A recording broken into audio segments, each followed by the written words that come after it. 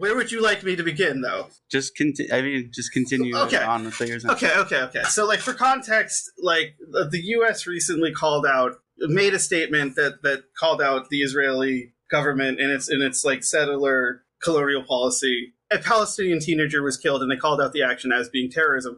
Which, what I just said, is inching closer to like the moral clarity of calling out Israel as an apartheid state, because the two guys who engineered apartheid in South Africa have said that, given the structure of the state, that it's an apartheid state.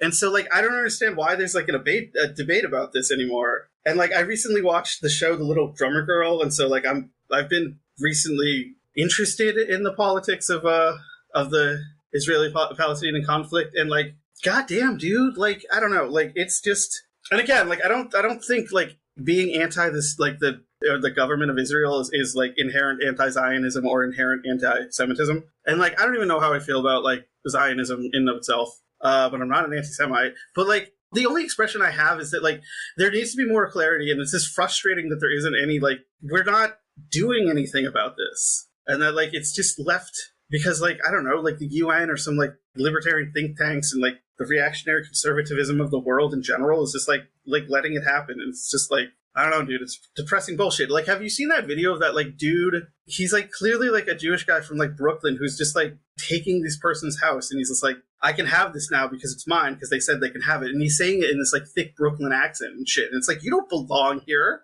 You're clearly not from the Middle East, sir. You're not from this area of the world. You were born in America, and you're clearly taking advantage of the like racist settler colonial policies. And it's just like, it's just like horrifying and depressing. And every fictional portrayal of Mossad shows how fucking terrible they are. And all, and like, honestly, like from like The Little Drummer Girl to like Munich and stuff, like they kind of show that, like, and I'll talk about pop culture later, but like they kind of show like Mossad is this terrible organization that like it's just fucking like they're this destabilizing force that actually does escalate things and makes things worse. And like getting mad at Palestinians when their land was stolen and they're like subjugated to this like tiny part of like this portion of the world that used to be theirs. It's just like, it makes no sense to me. Again, it's a lack of moral clarity, and it's such a lack of moral clarity on an international level that it's just like, it can be insurmountably depressing. I don't know. I've just been thinking about that recently.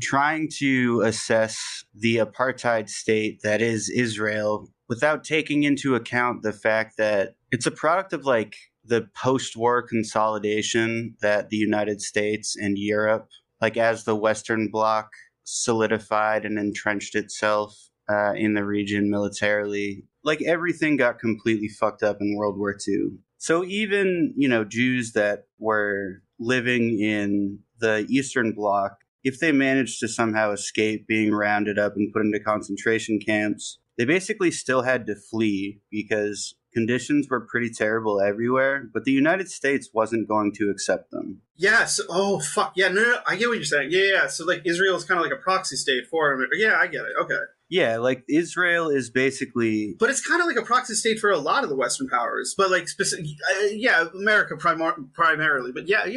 Sorry.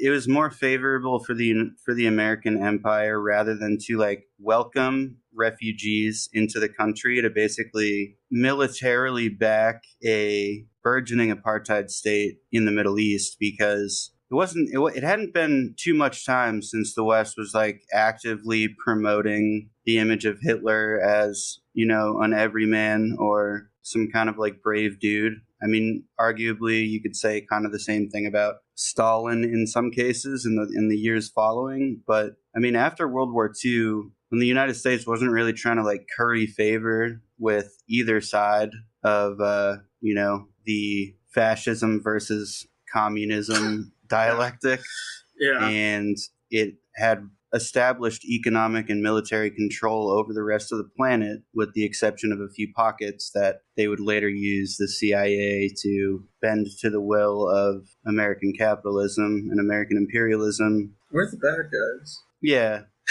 Sorry. history is written by the victors, you know? Yes. Yeah. As a legacy of this like Red Scare tactic, associating Judaism with communism, like it's still a pretty popular right-wing trope.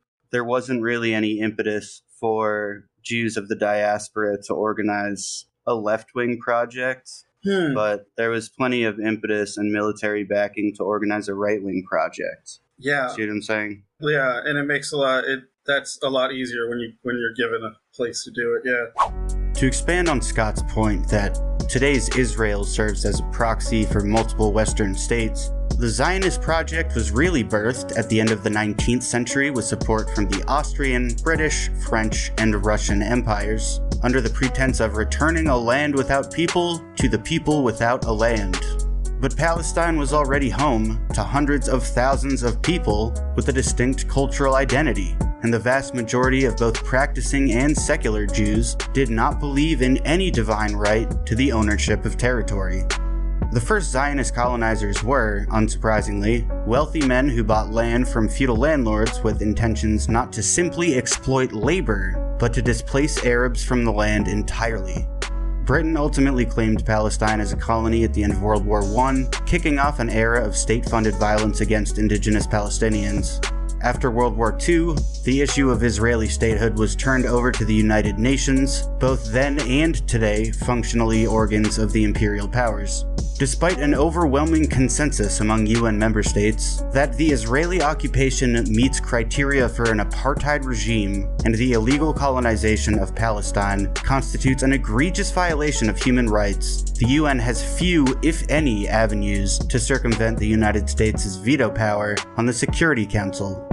To illustrate just how convoluted this is, in December 2022, the United Nations General Assembly adopted a resolution which reaffirms the right of Palestinian people to self-determination, including the right to their independent state of Palestine, with 167 votes in favor and only 6 votes against. 2 of those no votes, of course, being the United States and Israel. However, the UN Charter does not grant the General Assembly any power to intervene in the Israeli-Palestinian conflict, as that would be the domain of the Security Council. Well, if you can't directly enforce state sovereignty, maybe you can hold some war criminals accountable in the International Court of Justice for aiding and enforcing genocidal policy against Palestinian civilians. No, I don't think so. Neither Israel nor its primary source of military funding, that being the United States, participate in the international criminal courts. Probably because all those war crimes.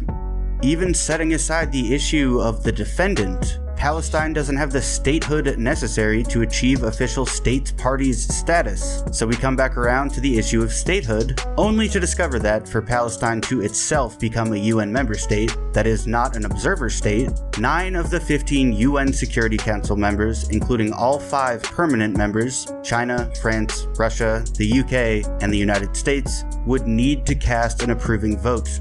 So the issue is not that the wider world is out of touch with the suffering of Palestinians, rather that the imperial core is the benefactor of such suffering. Actually, Joe's not with us today, so we're just kind of flying by the seat of our pants. The question that I have, or like the take that is emerging so far right now that Matt was talking about on his stream, is that like why the socialist project failed, like the stain that's left over, and like how long may it stick around, is that like basically like 3 things happened in the 20th century, and that was like 1, the ultimate like ascension and then later corruption, disillusion, and collapse of the Soviet Union. 2, the failure of the Spanish socialists to win during the Spanish Civil War. And then 3, the invention of the atomic bomb by the Americans. That those are the 3 things that basically put the kibosh on the socialist project in the 20th century. And that anything still connected to the 20th century that's still around is the reason why it's not going to happen again. And so like it won't be us, but it will. And this is a thing I've been arguing for a while. That like it won't be us, but it will be like the next generations that'll actually get a chance, because like the memory of that bullshit's going to be gone. And like I kind of agree, but like I'm kind of relatively ambivalent towards it. Like I do think the atomic bomb like factored majorly into like the direction that things went, unfortunately, whereas like everything became like fucking militarized and not focused on like more important things. Whereas like I don't know, like I've just kind of I'm wondering what your take on that is. And to a degree, the thing you were talking about with like ambivalence about the moral debate between like in America between like communism and fascism, like that's kind of in Oppenheimer a little bit, but also buried deep in Oppenheimer is the fact that like the left-wing politics of all of these scientists and stuff that created the A-bomb was then fucking like paved over by this fucking like Hooverite by your bootstraps conservatism that like rejected the New Deal, rejected Roosevelt's whole promise for America and like what he had planned. That's the reason why America will or could never become a socialist country. It's things like that. Like, I actually do agree with that, but I'm just wondering what you think on the whole thing. So, sorry, that's a lot. Yeah, I mean, I don't know if I would place as much weight on the Spanish Civil War. Like, I wouldn't put it as one of the top 3 things that resulted in like the failure of socialism in the 20th century. Okay. But my interpretation was that there's then a second like communist power that's on both sides. There's one on both sides of Europe at that point. So, I mean, I'm not very good at this like alternate history shit, but just in thinking about like people power, there's so many more people in Asia than there are in Europe. So like, I think the Chinese Communist Revolution was probably one of the most influential events in fucking history. Well, I agree with you on that, yeah. To the extent that the Communist Party still exists in China. You can say or think whatever you want about it, but... Yeah, they're never going away. I don't... like, the amount of people in China who, like, support the party, it's never going away. I'm sorry. Like, I'm sorry, America. It's not happening.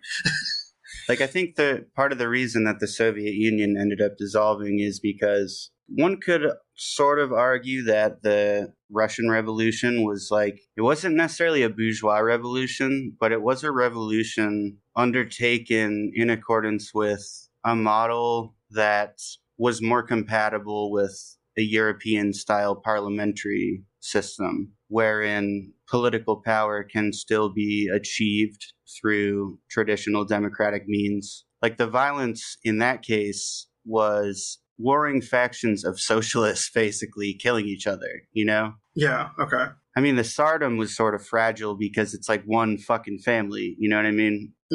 Like, in modern day United States, the social capital and political capital that the ruling class has it's entrenched in a completely different way, where like there is no route in which the working class can take control of the ostensible means that we have for exercising democracy. Like, the Leninist model for revolution was applicable to the system in which Lenin was operating, and that was one of trying to transition from a monarchy to like some semblance of democracy using a parliamentary system. That model just doesn't extend to other parts of the world. Yes. It doesn't extend to South America, and it doesn't extend to like Southeast Asia. The only way that revolutions would be backed by existing socialist states would be if they followed a Soviet model. And so that limited the capacity for subsequent national liberation movements to be able to establish a form of democracy that was better suited to their material conditions. And I think, I don't know, like, Deng Xiaoping was both a revisionist and the reason that China can still exist in its current form. So it's like a give and take. I don't know. It like really, it almost depends on how you define socialism, because like the Soviet version of socialism is dead, but like other versions of socialism have survived. And in the United States, there really was never any form of socialism that was ever really developed in theory, because like it's like a petty bourgeois country. An obvious rebuttal to this comes from Americans who point toward democratic socialism as a well-developed theory for achieving socialism in the United States. I have some criticisms of the democratic socialist political theory, primarily that it, as well as any other theory, is non-falsifiable unless tested. Democratic socialism advocates for institutions which I fully support conceptually and would fully support if realized, such as universal healthcare, worker cooperatives, income limits, public ownership of public utilities, etc. Yet the fundamental roadblock to developing and protecting these institutions is the relationship between capitalism and the state. Unlike other socialist frameworks, democratic socialism does not instruct us to dismantle the state or to replace it with the proletarian dictatorship, and in that sense it functions as more of a governing philosophy. It may help guide our policy prescriptions once we found our way into the state apparatus, but we'd have to assume positions of power, and in fairly large proportions, for the opportunity to actually govern. If we aren't taking the levers of state power by force, then the only way to wriggle our way in there is to work within the confines of a political system which overwhelmingly favors the social, political, and economic interests of the bourgeoisie. We live in a bourgeois dictatorship. It's not a matter of opinion. It is a political duopoly supported by the spoils of its own austerity and corruption, legitimized by the most powerful media conglomerates in the world, asserting the necessity of that duopoly, of the class it serves, of the military-industrial complex, and of the financial imperialism that, together, prevent any alternative modes of governance and production from posing a threat to the familiar hegemony. If DSA members, myself included, failed to protect ourselves from liberalism, opportunism, sunk cost fallacies, etc., if petty bourgeois reform is the precondition for the reification of socialism, then the appeal of the American Democratic Socialist Horizon will lie only in its ability to shirk all scrutiny of its implementation, as that opportunity will never come. And it's very separate from the international community, and it's very spread out. Like, there's a lot of logistical problems to America that, like, a revolution wouldn't solve them. What would solve them is America breaking up into 5 different countries. Because, like, that would be the only time that, like, any part of America would be able to, like, revolutionize. Or if, like, you know, like, New England split off and then, like, parts of the South split off and stuff, and, like, you know, it's just, we're too big of a country. It's I mean, we gotta balkanize this shit. Like, fucking Europe had the right idea. Sorry. I can't do the alternate history thing. Like, that's fine. I don't really like it either. I'm just like I can tell you, like, reasons for things that happened, but I really can't speculate on, you know. If anything, that's more acceptable than, like, popping off, like, all these, like, different, like, because if we're materialists, then we have to be bound by, like, what has happened. And so, like, we can speculate to a small degree, but we have to just, like, live with what happened. So what's happened.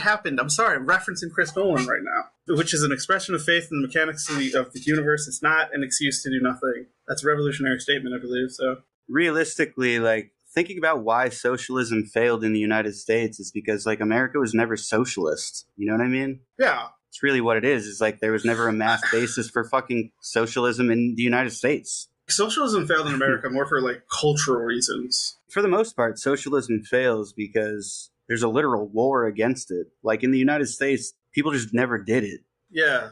And no, what I was going to say is that, like, there was a lot of, like, cultural reasons, and, like, there was a lot of capital for white people after World War II.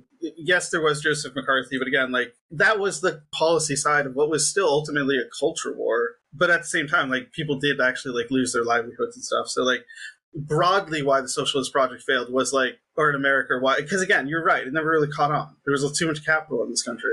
I think the closest thing that we ever had to, like, a genuine communist revolution in the United States, and it was a pretty small project, was the Black Panthers. Yeah. That started with the Rainbow Coalition. So that was like 60s through 80s. And that was, like I said, brutalized out of people with militarized police force and basically campaigns of state terror that literally killed people, and also utilized a lot of, like, FBI informants and all that shit. The only time that the United States ever had to turn those mechanisms of imperialism inward were when there was, like, an emerging Maoist movement in the United States. So again, like, I'm not trying to undervalue any of, like, the people who actually, like, went through harm during these periods. Like, it was bigger than just a culture war. Now it's culture war shit. But again, like, there's a lot of anti-communist movies that I've seen, and they are bad. Anyways. It's also, like, illegal. I mean, you can say the same for other nations. Like, it's the reason Rosa Luxemburg was outed, because it was fucking illegal to be a communist in Germany, you know? Is that pre-World War II or post? Pre. Oh, Jesus Christ, what a fucking weird country that was. Never should have been reunified. That is a belief I do have, that Germany, the whole point of NATO was to keep Germany from being reunified. And Guess we forgot about that. Anyways, let's get into the news. There is some shit going on in Burkina Faso. We keep returning to this country. A lot of activity going on there. The coup and in Niger. This the whole fucking. It's like just a whole thing. Niger. Anyways, Niger. Niger.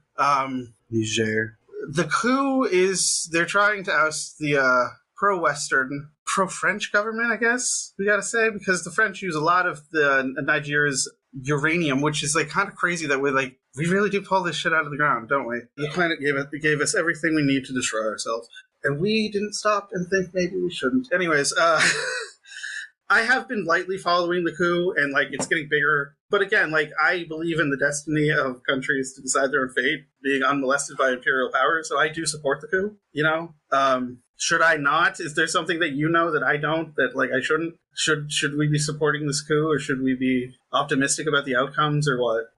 Yeah. I mean, okay. I don't think that the hearkening back to the days of Thomas Sankara is like a genuine foil to the modern. To what's happening currently, especially because there are like Wagner. I don't think troops. that's gonna happen. Yeah. So. Oh yeah, there are Wagner troops. That's problematic. Yeah. Nothing is just simple in this world, and like maybe it shouldn't be. Sorry. Yeah, having like a private foreign militia like backing the rebels is kind of like that's what we did in the Middle East. And everywhere else that fucked everything up really badly. So, like, I don't really think that's comparable to, like, a people's revolution. Very important note here. The military junta in Burkina Faso, Mali, and Niger have all denied Wagner involvement. Western press outlets, from the BBC to the New York Times, have printed articles which make the jump from Russian support directly to the deployment of Wagner mercenaries. Yet, the alleged evidence of such deployments has been conclusively debunked as old recycled footage.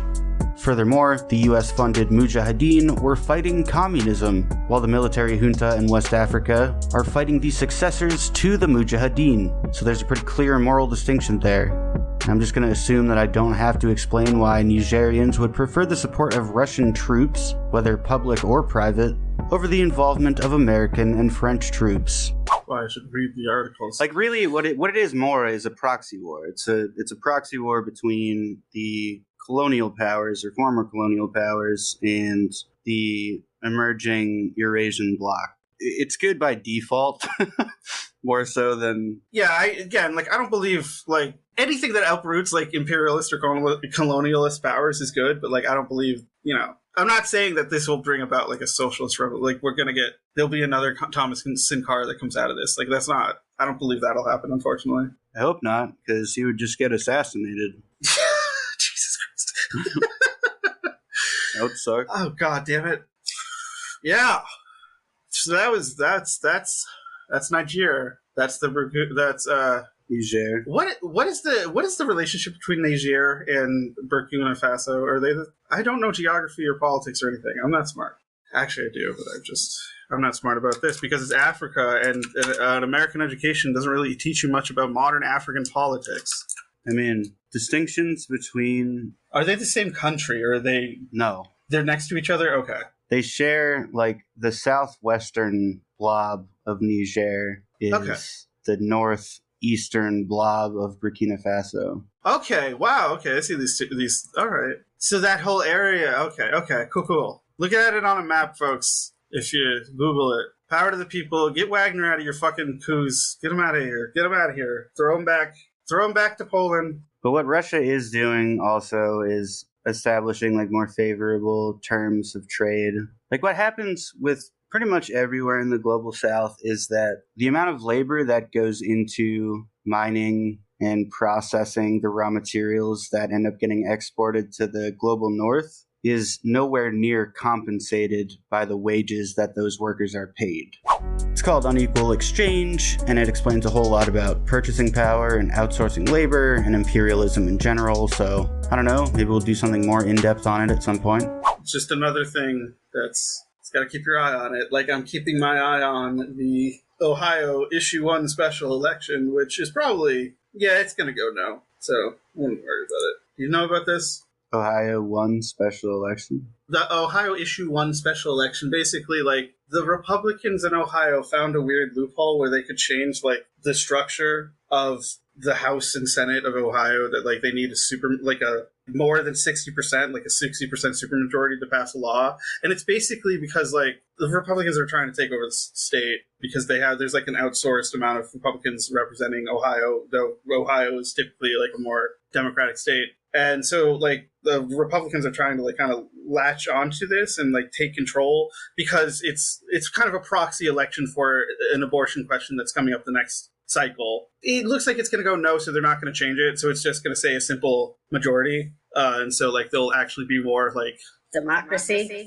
in the state. So that's good. And this is very much what I figured was going to happen. Oh my God, it's a 70 to 30%. No, 70 and yes, 30%. And the polls closed a half hour ago, so it's probably going to go no. So abortion might be protected in the state of Ohio, which is good for the sexual health of the women in Ohio. So there you go. There we go. And to follow that up, more good news is everybody's going on strike or unionizing again, or more people are. Marvel's visual effects artists are trying to unionize right now. Hopefully they aren't fired because that's a very precarious industry. Reality TV stars are thinking about going on strike.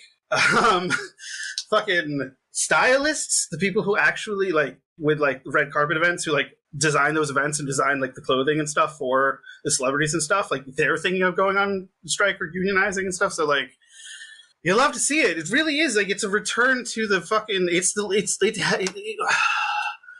because Fucking Reagan and the ascension of neoliberalism in the 70s and then the Bush era brought back the Gilded Age.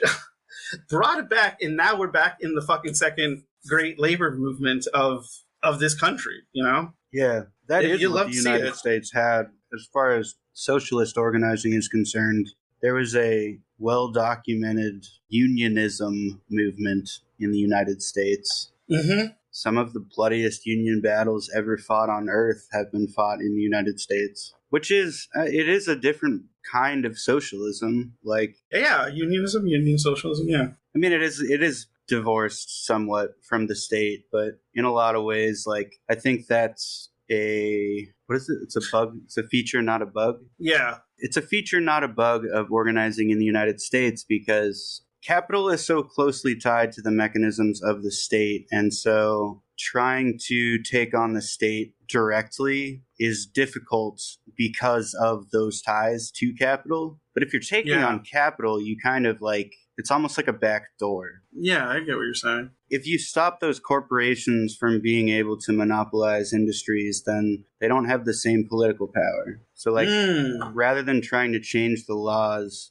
to keep the companies in check, you're keeping the companies in check so that they can't buy the lawmakers. Yeah. We need to be able to do some things, like, independently of the state if we want to keep political protections on things. I believe, whatever means necessary. We don't have to talk about Trump, really, because, he's been indicted now like 7 times or whatever. He's the best at being indicted. He's the best president at being indicted. I'll give him that. Good for that. He might go to jail. I don't care. Like, I'm not really that interested. It's just, I just think it's worth. Wow! I just think it's worth mentioning. Ow. What the fuck just happened?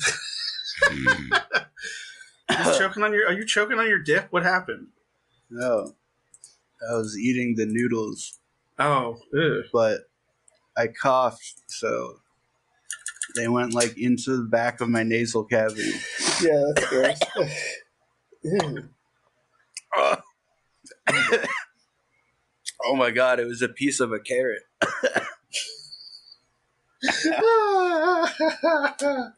Oh, Trump is a carrot. Trump is a piece of a carrot that's stuck in your nose. I don't know. Fuck, man. I'm sorry, I'm gonna have to cut so much of this out. I was like, It's not at all. I thought Joe was gonna be on tonight. I'm a little. We're a little. He does cheesed. all the It's fine. talk. He, like, because it's like I have a general gist of how things happen in history. Like, I know the theory, but he knows the fucking history part of it. Like, I can be like, Joe, give an example of this fucking thing. And he's like, yeah, in 1836, this and this and this happened. And then I'll be like, see, exactly as I was outlining before. But I don't know, like, this. I can't recall specific numbers and names and shit like that. It's got good retention. I'm more of like a. The guy who gets carrots up his nose. Sorry. Did you want to talk about the local stuff, or like were you able to narrow it down? Yeah. Oh boy, jeez. But Just that it was like you cleared your throat. It was loud and it startled me, sir. I'm sorry. It's okay. I put a lip in. Maybe it'll help me like focus finally. Okay. So Good news, everybody. we were talking about Kendra Lara before, a couple of episodes ago, before the hiatus. The conservative faction of the Boston City Council was trying to like redistrict her out of her own district. Weird.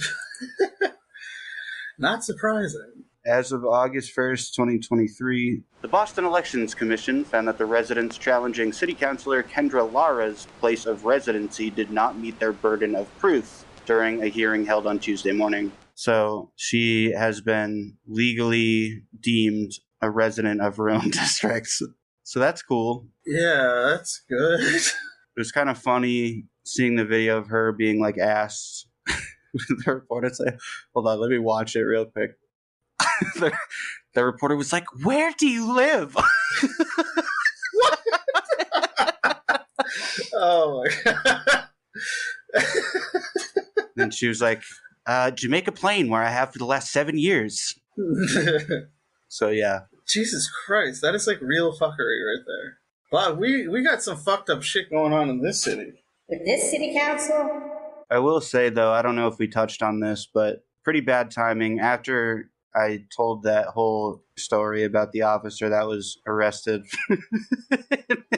in his driveway, he was like absolutely hammered drunk, claiming he had just come back from church.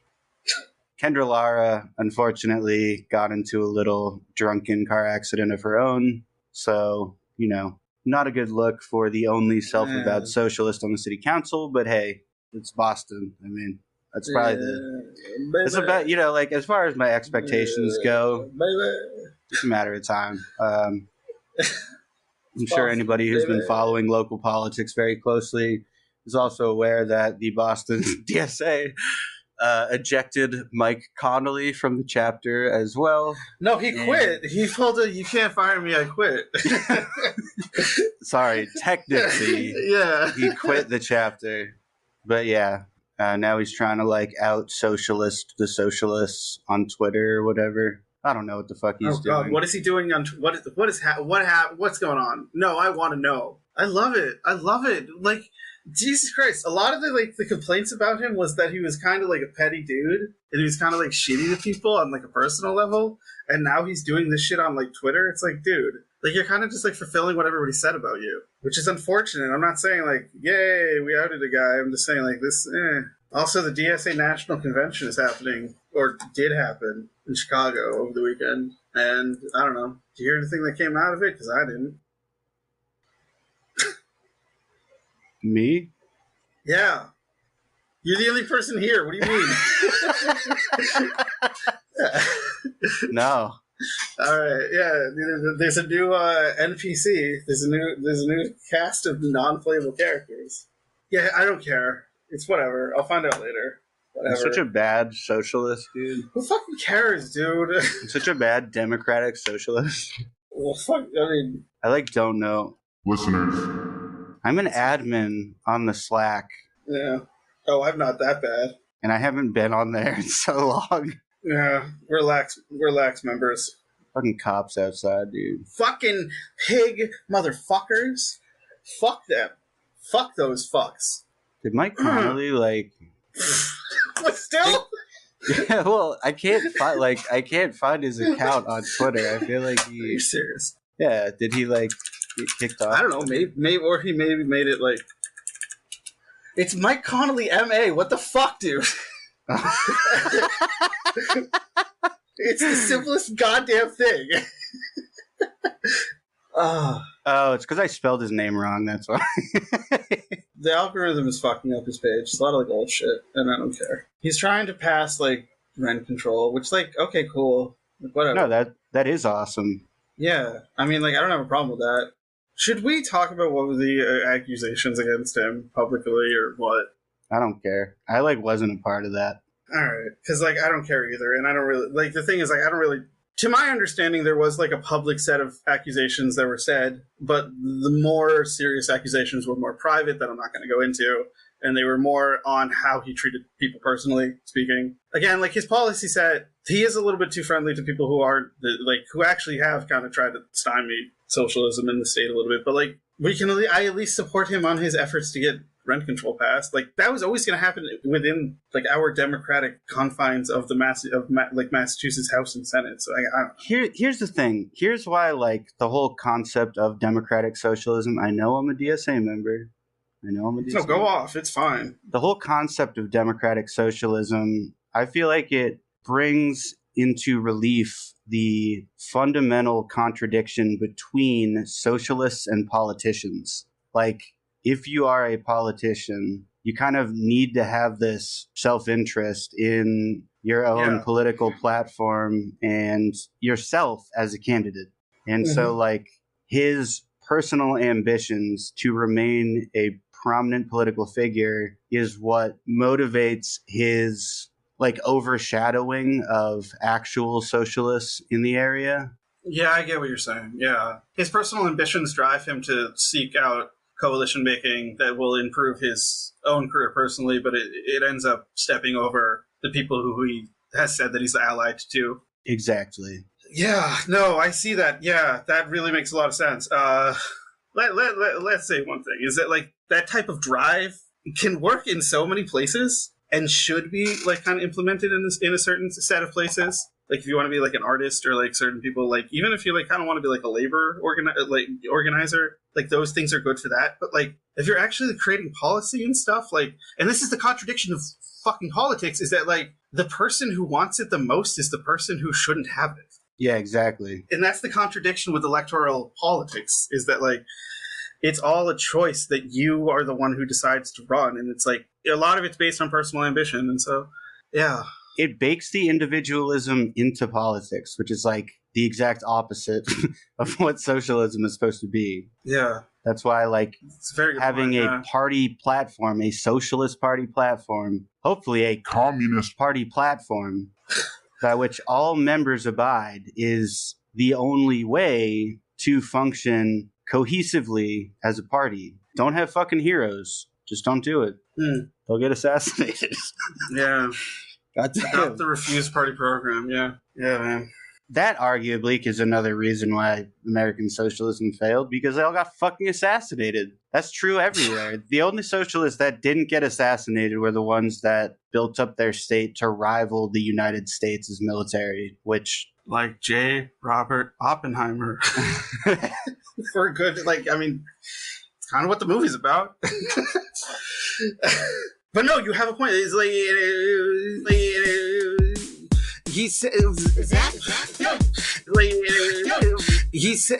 Zach said it best. They gave the power to the have-nots, and then came the shots. So yeah, god damn it. Stealing in the name of is still one of the most incendiary political statements. Anyways. Speaking of a fucking band the conservatives don't get, and speaking of conservatives not getting pop culture or wokeness, I'm kind of piggybacking off of a video that I watched from the Cavernacle, who's this a leftist UK YouTuber who talks about a lot about the Metal Gear Solid series and the leftist politics of the Metal Gear Solid series. But he's been doing a series of videos responding to Ben Shapiro's Barbie and Oppenheimer reviews. And Jesus Christ, if you have a problem with Barbie, I don't know what the fuck. I finally saw it, and if you have a problem with that movie, I don't know what to say to you, bro. You're just kind of that's entirely on you. It's a very well designed, very genuinely funny movie with genuinely interesting analysis of modern patriarchal capitalism and how the struggle of just being a woman and existing under that system as a woman.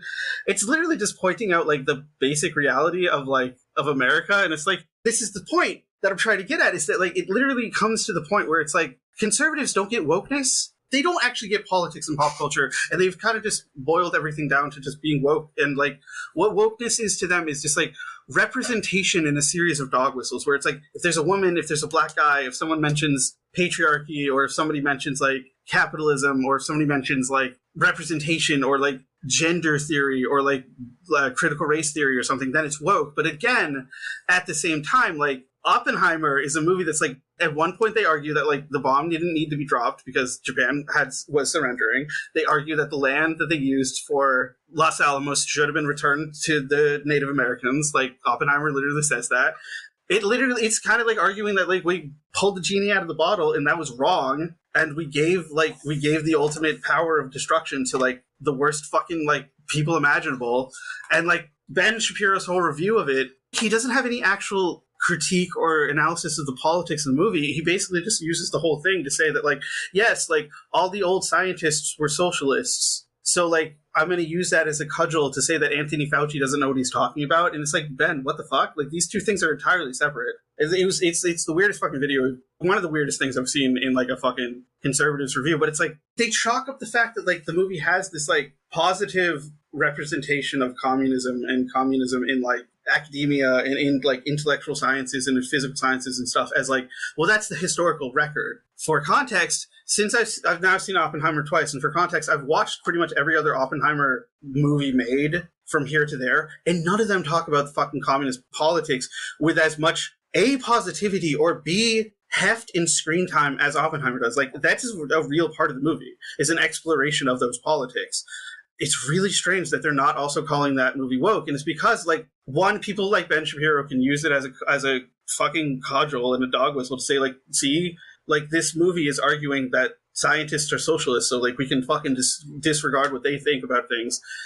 But also, it's like, a lot of them are using what? So, it's just such a fucking stupid. It's an absolutely insane premise. Yeah, no, it is. Again, even though the movie is very, very, very anti the dropping of the nuke, like there's this scene where Oppenheimer meets Truman, and it's largely based on the actual discussion that they had. Truman was the one who came after Roosevelt. Eisenhower was the guy who actually fought in World War II. And Truman literally said, like, historically said, like, get this crybaby out of my office. And, like, Ben Shapiro was like, Truman was right, you know, like, we had to drop the bomb. And it's like, motherfucker, like, most of the movie just argued at you, like, said to you several times we didn't need to. Like, you're not picking up on what the movie's actually fucking telling you because you're an idiot.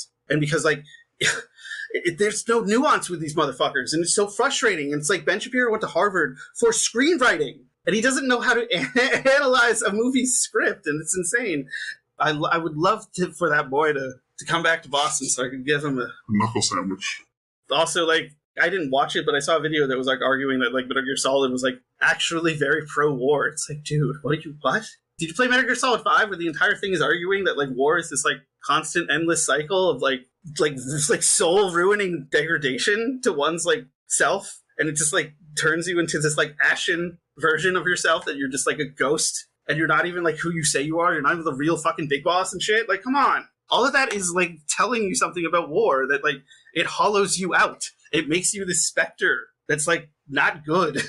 So anyways, like, God damn it. It's just, I don't know. Something about poor media analysis really bugs me because it's the thing I went to fucking school for. Anyways. And I'm done. All right. I'm going to go play Half-Life. No. Did you have anything else you wanted to talk about? Yeah, I have like a bunch of local news stories. Oh, you have more? Yeah. All right, go off. Okay. Maura Healey has declared a state of emergency over the number of migrant families in Massachusetts. What? Yeah. Shelters are like completely full, and there are about 5,600 families in emergency shelters in Massachusetts, which is almost twice what it was last year.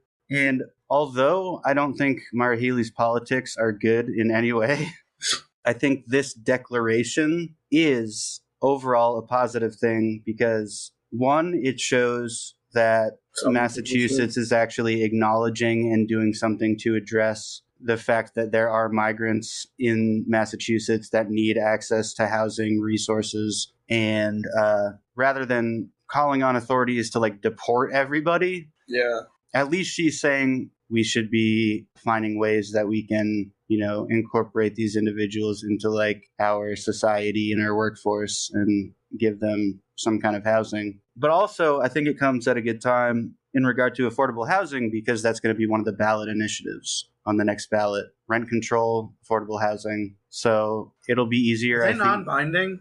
No, because it's currently Oh. illegal statewide. It would basically make rent control legal again in the state of Massachusetts. Pretty fucking big deal. So, IMO. yeah, don't listen to your landlord when he tells you to not vote for that. Yeah, fuck your landlord.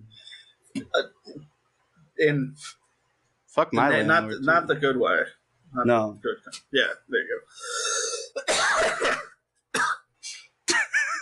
Jesus. Did you hear about that cop or the cops that got reinstated after they were fired? The 7 cops who got fired from the force after they refused to get COVID vaccines were reinstated by Oh, Wu. So, yeah, actually I did. Yeah. I don't know what more evidence is needed to point out that she's been a horrible disappointment. I don't know. I was going to talk about another story where yet another cop was like arrested for beating the shit out of his elderly neighbor for no reason. But Got a lot of that going on in the state. yeah, it technically wasn't like local. So Yeah, but like none of the Boston cops are local, so like you know.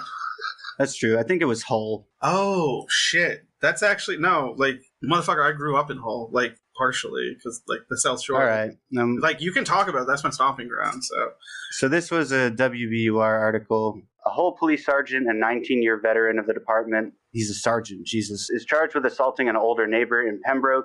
I know, it's Pembroke. Didn't click until I listened back on it. Scott Saunders, 46, was off duty near his home in Pembroke when the assault took place. He was walking down the road near a beach carrying a paddleboard when he pushed to the ground and punched his neighbor, Harry Horsley, for allegedly driving too close to him, according to court records. Wait, driving too close to him in a car? Yes. Driving too close to how the fuck? All right. The alleged So wait, assault... he got a Hold on. Oh my god. The longer the article goes, the worse it gets. The alleged assault on July 24th left Horsley bloodied and bruised. He was taken to a hospital for treatment. Pembroke police reviewed Saunders' own home security footage and wrote that Horsley seemed to give Saunders plenty of space on the road and didn't appear to raise his hands toward Saunders before he was punched. Saunders was arrested and released the same day in order to stay away from the victim. Yeah, that'll do it. Totally normal behavior from a fucking police sergeant, 19-year Goddamn. veteran of the department. Yeah, you got 19 years experience, and paid off. You beat the shit out of that old man. God damn it. So currently, Saunders is on the receiving end of an internal affairs investigation, and he declined to comment on that. So sounds like a really great guy. Yeah, Hull, fire the guy. What are you doing? Fire your police. Fire all the police. We say Thumbs down. Thumbs down. Thumbs down to him. Big stink. Big stinky. Next story was it was a WBUR radio segment, actually. The gist of it is that the Mess and Cass situation is apparently getting worse. I just couldn't help but notice that the first person that was interviewed for the radio segment and article was the executive director of the Newmarket Business Association. And she said, quote, "It's worse now than it's ever been in terms of the atmosphere and the level of violence and anarchy." what? And also, This article pulled one of those like standard tropes in reporting to try and portray unhoused people as somehow also living in luxury. Quote, Oh yeah. "This week, dozens of tents were crowded onto a cordoned-off 2-block area of Atkinson Street in front of a homeless shelter and not far from the Suffolk County Jail. Several tents contained decorations and had air mattresses inside. Dozens of people were sitting in the hot sun in wheelchairs." Yeah. Damn, these people are fucking hood rich. Like, that's what it's supposed to evoke, I guess. Yeah, wheelchairs? Is that supposed to mean that they're rich? I don't get that. Wheelchairs? Anyways, fucking stupid. I hate. Who wrote that article? I actually looked into that. Her name is Deborah Becker, and I discovered that she used to work for like an arm of the Christian Science Foundation.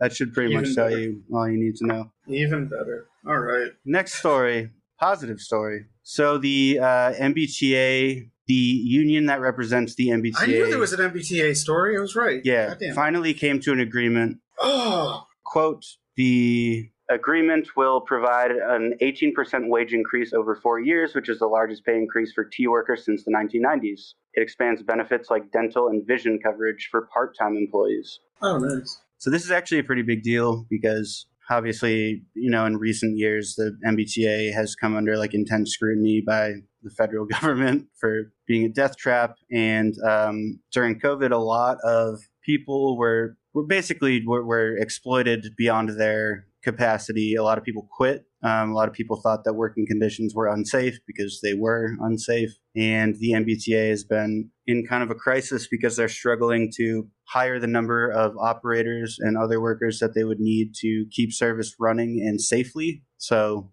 I don't know, just a little nugget of good news, just for the fuck of it. Yeah. Looking for a job, get a job.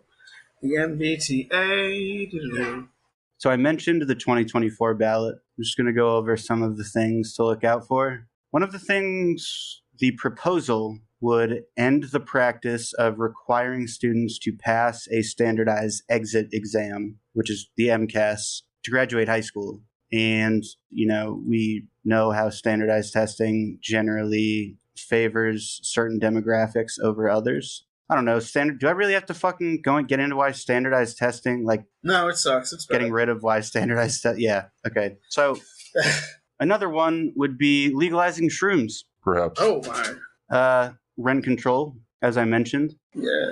Filed by Mike Connolly, of all people. No, we're just gonna have to live with that one. Yeah. Unfortunately, increasing the minimum wage will not be on the ballot. However, I think this huge one, the most relevant to socialist organizing, would be the same group, Flexibility and Benefits from Massachusetts, is trying to get that fucking gig work ballot initiative back on the ballot. They failed last time because of the wording of the proposal, but they have so much money behind them. They basically have 4 huge donors, being Uber, Lyft, DoorDash, and Instacart. And they have this huge astroturfed campaign to try and put a working class face on a completely corporate, just fucking disgusting capitalistic money grab. The ballot initiative would classify gig workers as independent contractors, meaning that corporations under which they work would not be responsible for providing them things like safety, benefits, anything like that. What anybody deserves. And there's going to be a lot of like psychological bullshit marketing going along with this. I mean, if you look into their finances, the last time this Flexibility and Benefits group organized, they spent a ton of money on consulting, advertising to try and push forth a false message that it would increase pay for drivers and dashers and whatever. But in fact, it would not. So yeah, there's some other shit, but I won't get into it. Just be on the lookout for that and tell your friends and family that it's complete bullshit. Yeah, don't support it. Do not support it. Don't. Last story. Don't even think about it. This is just a weird one. There's just a severed arm found in the garbage in Boston. No more information on that yet. Oh. It's just in a dumpster. I don't know what The happened. location? Winchester Street. Nice. Sources tell the WBZI team the DPW, Department of Public Works, was dumping a pile of trash when the lid came off and a human arm fell out. So. Body part, yeah. A body part found in trash bin. When was that found? Yesterday, or when was that found? Yesterday. Yesterday. Damn, man. That was in downtown Boston yesterday. Damn, could have been my arm. Luckily, it wasn't. All right. We've been going for a while, surprisingly, just the 2 of us, and that's good. Loving it. 2 comrades I'm hanging going out to cut doing it the show. way down. Oh, I know you are.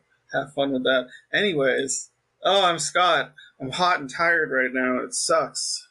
Sweaty wife on whatever. I don't care. Instagram, if you want to follow me on that bullshit. I'm also on Threads on that bullshit. It's all bullshit. Follow me on Twitch. Sweaty_wife. It's all bullshit. And he's Jesse. There you go. I'm Jesse. Oh, my- You can find my music on SoundCloud.com/Contingents Boston, CONTINGENZE Boston. And I have a slam Jesus Christ. recommendation this evening. And your slam recommendation is... There it is. an album entitled Unearthing the Void. Oh. I love this like dissonant melodic shit. And the band is Molested Divinity.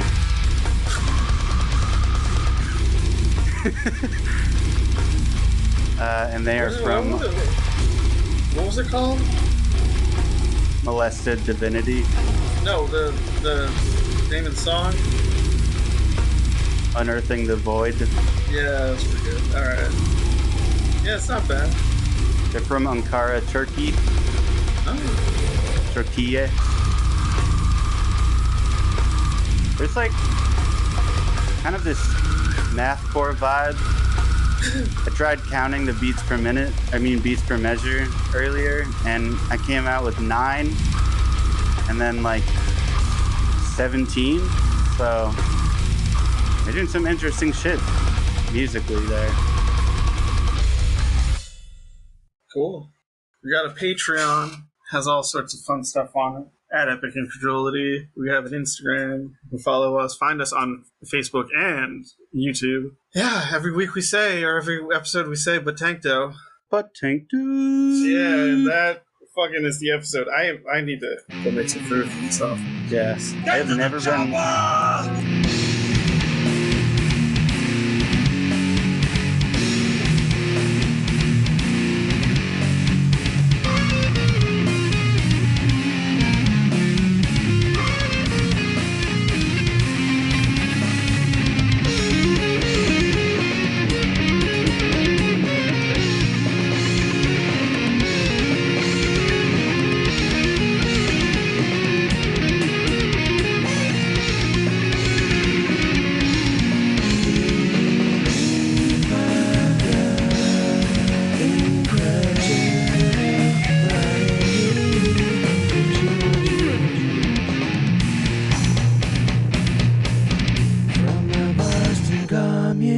I've never been less prepared for a fucking episode. We pulled it together, though. All right. Do not come. Oh, boy. Oh, boy. Randomly stepping in dog shit. I'm defenseless Randomly against stepping that in dog female shit. insanity. Gay. I am disabled. Big gay ice cream is the best. What the fuck? What the fuck? Gotta have them ribs.